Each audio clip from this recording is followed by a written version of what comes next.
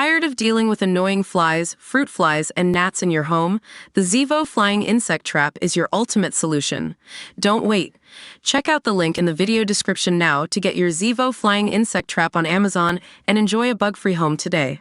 Downing Street today slapped down Elon Musk's claim that civil war is inevitable amid Britain's outbreak of rioting in the wake of the Southport stabbing attack. No 10 said there was no justification for the controversial billionaire's remarks as the Prime Minister scrambles to deal with the escalating disorder. Mr. Musk used his X social media site, formerly known as Twitter, yesterday to reply to a post that blamed mass migration and open borders for unrest in the UK. Civil war is inevitable, the mega-wealthy investor wrote in response to another user. But, asked about the businessman's remarks this morning, Sir Keir Starmer's official spokesman said, There's no justification for comments like that. The spokesman added, what we've seen in this country is organized violent thuggery that has no place either on our streets or online. As the Home Secretary, Yvette Cooper, said this morning, we're talking about a minority of thugs that do not speak for Britain. And in response to it, we've seen some of the best of our communities coming out and cleaning up the mess,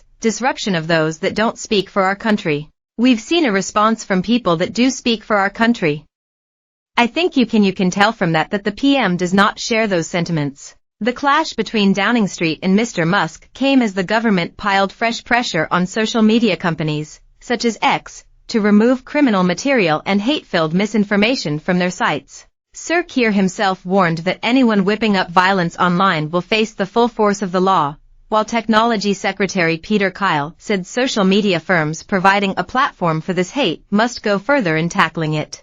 After chairing an emergency COBRA meeting this morning, the PM stressed that the criminal law applies online as well as offline. The Police, Home Office, Department for Science, Innovation and Technology, DSIT, and the National Crime Agency are working to tackle criminality online and to ensure people are prosecuted for online criminal activity, according to Downing Street. The PM's spokesman told reporters, anyone who stokes this violence, whether on the internet or in person, can be prosecuted and face prison. Mr. Kyle said the government is working with social media giants to ensure they are not promoting inflammatory content. In a statement on X, he posted, the internet cannot be a haven for those looking to sow division in our communities. Responsibility for harmful social media content principally rests with the individuals and groups who create it. But it is undeniable that social media has provided a platform for this hate.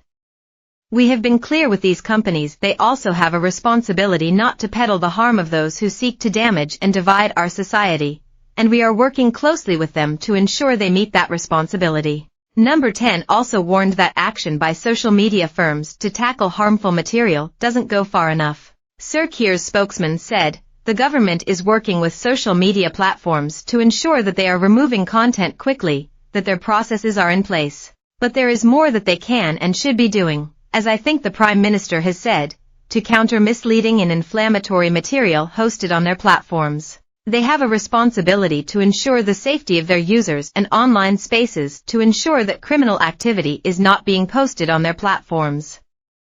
They shouldn't be waiting for the Online Safety Act for that. Authorities are working to crack down on misinformation and bot activity, which may be being amplified by hostile state actors, Number 10 said. Clearly we have seen bot activity online, much of which may well be amplified with the involvement of state actors amplifying some of the disinformation and misinformation that we've seen, Sir Keir's spokesman added. And that is something that the NCA and DSIT are looking at in relation to what we've seen online.